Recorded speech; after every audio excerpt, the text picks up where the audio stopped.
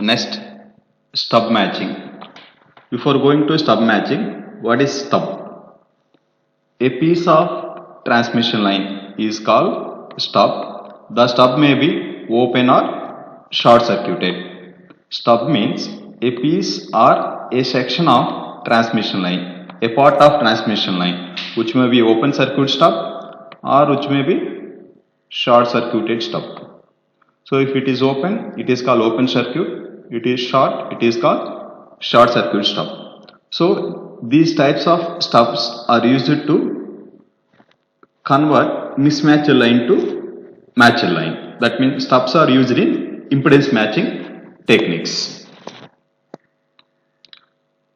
A small section of open or short circuited stub is used as impedance matching device which can be connected in parallel to the transmission line at a certain distance from the load. This matching is called stub matching. So here, for example, this is a transmission line which is terminated with load impedance ZR, which is not equal to its characteristic impedance. So here ZR, which is not equal to its characteristic impedance Z0, hence line is said to be mismatched and reflected wave exits. So to convert this mismatched line to matched line, we are adding either open or short circuited stub in parallel with the main transmission line at a certain distance from the load. This type of matching technique is called stub matching. In stub matching, this stub and main transmission line both have same characteristic impedance. In general, short circuit stubs are preferred when compared to open circuit stubs. What is main reason? It means short circuit stub provides strong construction and support to the main transmission line. That is one point. Next, short circuited stub can be easily established with a large metal plate. So by using large metal plate, we can make the transmission line as a short circuited one. One more thing, in short circuit transmission line, radiation loss is very less compared to open circuit stub. Why means here it is open, there is some amount of power is leakage into free space. That is main drawback of open circuit stub. Hence, short circuit stubs are preferred in stub matching. This is very important for 2 marks. There are 2 types of stub matching methods. First one, single stub matching. Second one, double stub matching. In single stub matching, we are using 1 stub. In double stub matching, we are using 2 stubs for impedance matching. First, I will explain single stub matching. In this method, to achieve impedance matching, a short circuited stub is connected in parallel to the main transmission line at a certain distance from the load as shown in figure. So, in single stub matching, a short circuited stub of length LT is connected in parallel with this is main transmission line. This is the main transmission line.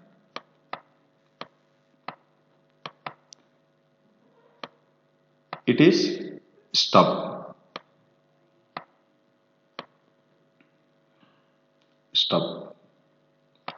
So here a short circuit stub of length LT is connected in parallel with the main transmission line at a certain distance LS from the load impedance ZR. The reciprocal of ZR is YR, load admittance YR. So in single stub matching, a short circuit stub is connected in parallel with the main transmission line at a certain distance from the load to make the mismatched line to matched line. Here, this LS is called location of stub. LT is called length of the stub.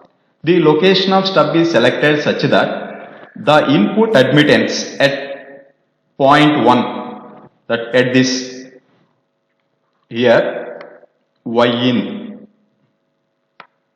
is equal to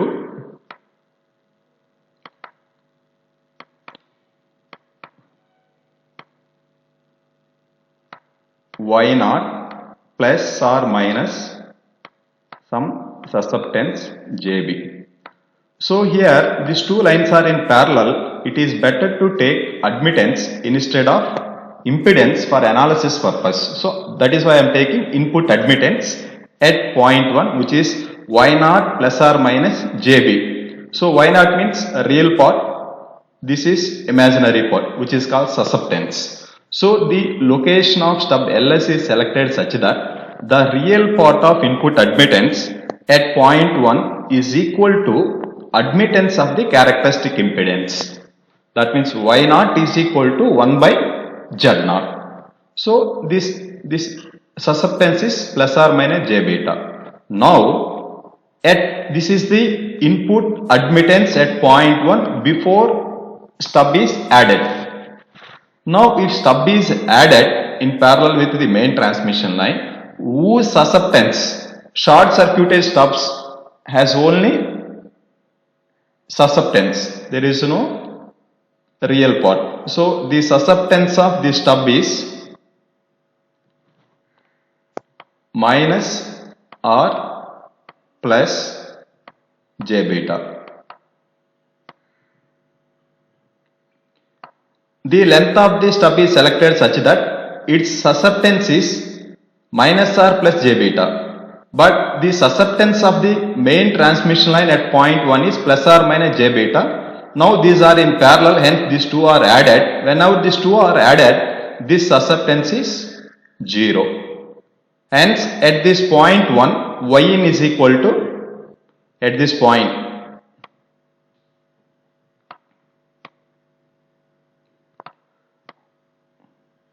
y in is equal to y naught.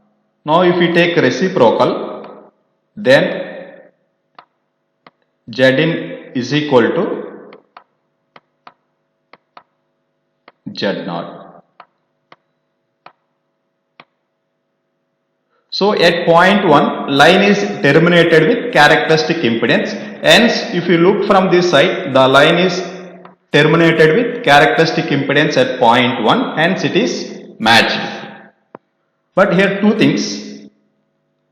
Location of stub. This location of stub is selected such that the real part of y in is y naught, and the length of the stub is selected such that its susceptance is negative of susceptance of the main line.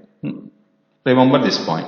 So this condition, for example, if we take the normalized input admittance, so that means multiply this, not multiply, divide this by y naught, then this y in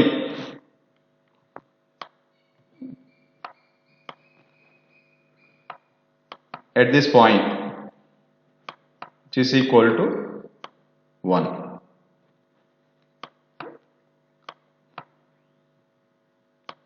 Normalized susceptance is, take small b. Similarly, minus or plus jb. This is the normalized susceptance of the stub. This is normalized susceptance of the main line at point 1 before connecting the stub. After connecting stub, these two are cancelled to each other. So at point 1, y in real part of this one is unity. After adding these two, this imaginary part must be 0. So by using these two conditions, we are going to find location of stub LS and length of the stub LT. Since the stub is connected in parallel, it is easy to use admittance instead of impedance for analysis. When load admittance YR is connected to the line and if it is not equal to characteristic admittance Y naught, that means YR is not equal to Y naught, then line is said to be mismatched. Whenever line is mismatched, so here mismatch occurs, reflected wave exits on the line. So we need to add impedance matching technique to convert this mismatch line to match line. Whatever I am explained previously, the input admittance at point 1 means at this point before adding stub, looking towards load, is given by Yin is equal to Y naught plus or minus JB. This is the admittance at point 1 before stub is connected. The point 1 is selected such that the real part of this Yn is equal to characteristic admittance at point 1. So that means at point 1 this real part is equal to characteristic admittance, hence I am taking Y0. And this is the susceptance of the main line at point 1 before adding the stub. Now short circuited stub is connected at point 1 in parallel with the main line. The length of the stub is selected such that its input susceptance is minus R plus JB. When our stub is added, the total input admittance at point 1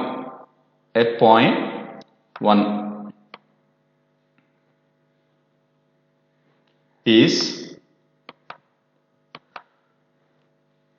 admittance are added in parallel. So Yin is equal to Y0 plus or minus JB minus R plus JB, and these two are cancelled, which is equal to Y0. The input impedance looking towards load is Zn is equal to Z0. Therefore, the line is terminated with characteristic impedance Z0 at point 1. Hence, the line is said to be matched.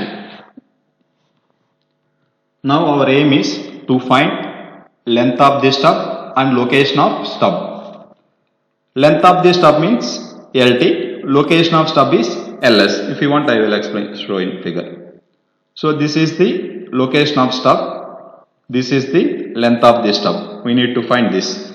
Location of stub is calculated based on assumption that the real part of normalized input admittance at this point 1 is unity, and length of the stub is calculated in such a way that after adding stub the total susceptance is 0.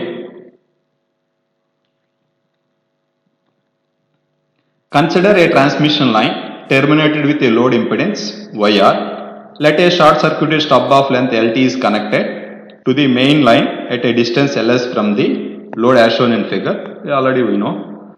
The input impedance of transmission line at any point on the line Zin is equal to this one. This is the impedance. Now convert this impedance to admittance. Input admittance Yn is equal to 1 by Zin. Now take reciprocal of this one. Whenever if you take 1 by Z0, that is Y0. So this is the input admittance. Yn is equal to Y0 into YR plus JY0 tan beta L by Y0 plus JYR tan beta L. Now take normalized input admittance. Normalized input admittance is denoted by small Yin, which is capital Yin divided by Y0. So, if we divide both sides by Y0, then this side becomes normalized input admittance, small Yin. This side Y0 cancel. Now, if we take this Y0 common, this Y0 common, the two are cancelled. Now, this here YR by Y0, here also YR by Y0. This YR by Y0 represent normalized load admittance, small YR. Hence, this becomes this one. Where the normalized load admittance, small YR is equal to capital YR by y naught. Now separating real and imaginary terms of this normalized input admittance. So take rationalize this. Rationalization means, so take denominator, take that here minus and multiply this. So a plus b into a minus b, which is a square minus b square, but here you have j square represent minus, and minus into minus plus. So now if we multiply yr with this 1, we are getting yr. Similarly, j tan beta L multiply minus j yr tan beta L. So j square, which is minus, this minus plus, hence yr tan square beta L. Now multiply this j tan beta L with this one, that become j tan beta L. Now multiply this yr with this imaginary part, that become minus j yr square tan beta L divided by 1 plus yr square tan square beta L. Now separate this into real and imaginary terms, and in real term take this yr common, so yr remaining. In this imaginary term take j common, and this tan beta L take outside, that means 1 minus yr square. If we separate the real and imaginary terms, then this one become this one. Now at the location of stub, whenever this L is equal to Ls, then this is normalized input admittance, hence its value is 1.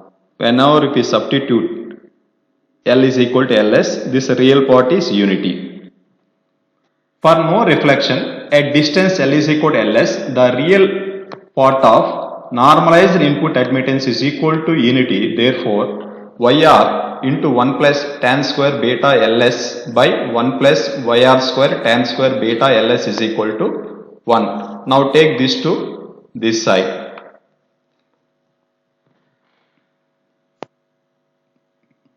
Now take this yr inside, then this becomes this one. Now take this yr to RHS side and take this to LHS side, then this equation becomes this one. Now take this to RHS side, then tan square beta Ls is equal to 1 minus yr by, here take yr common, yr into 1 minus yr, and these two are cancels. So tan square beta Ls is equal to 1 by yr, tan beta Ls is equal to 1 by root yr. This is normalized load admittance, which can be written as yr by y naught. Now take tan inverse. So beta Ls is equal to tan inverse this one. Take beta to this side. Length of this stub Ls is equal to 1 by beta tan inverse square root of y naught by yr. Beta can be written as 2 pi by lambda. Therefore, the location of stub is given by Ls is equal to lambda by 2 pi tan inverse square root of. These admittances can be converted to impedances. Then 1 by yr is zr. If you take this into numerator, that becomes Z0. So this is the formula for location of stub Ls. Similarly, we need to find length of the stub. At the same location, the imaginary part of input admittance, this one, represent this as Bs. This is Bs. Normalized susceptance of the line, and substitute L is equal to Ls.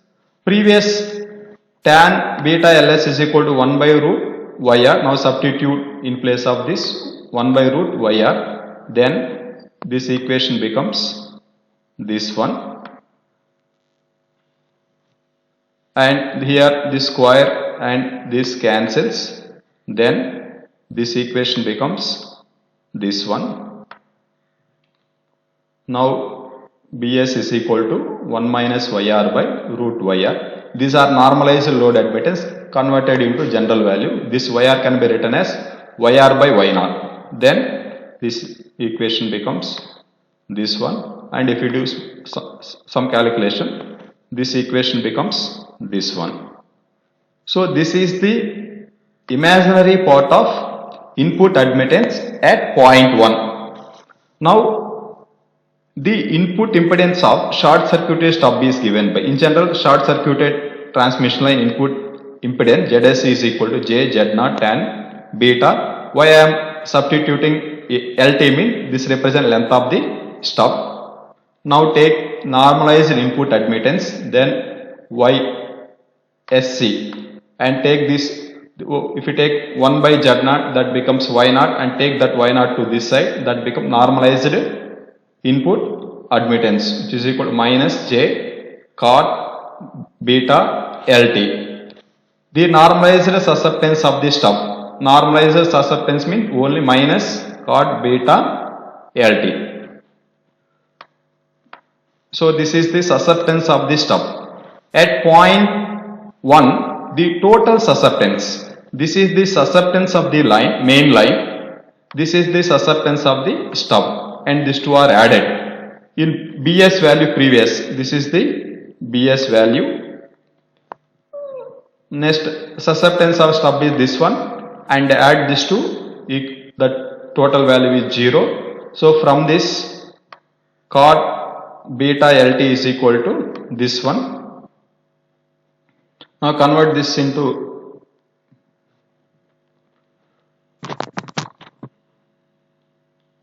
same, that cot beta L. If we take reciprocal of cot, we are getting tan beta L. Now convert this admittances to impedances, then this equation becomes this one. Then beta LT is equal to tan inverse this one, hence LT is equal to 1 by beta tan inverse this one. Final the length of the stub LT is equal to lambda by 2 pi tan inverse square root of ZR Z0 by ZR minus Z0. This is the length of the stub. Disadvantages of single stub matching. First one, the location and length of the stub are frequency dependent. So LS, LT are frequency dependent. Whenever frequency of wave changes, the location and stub length of the stub should be changed. That is one drawback. Whenever frequency changes, LT, LS value changes, hence we have to redesign the total matching network. Second, in practical cases, the location of stub has to be moved along the line for fine adjustment. Fine adjustment means where the real part of input admittance is Y0. For that we need to do some small adjustment. These are the drawbacks of single stub matching. To overcome this drawback, we introduce a double stub matching.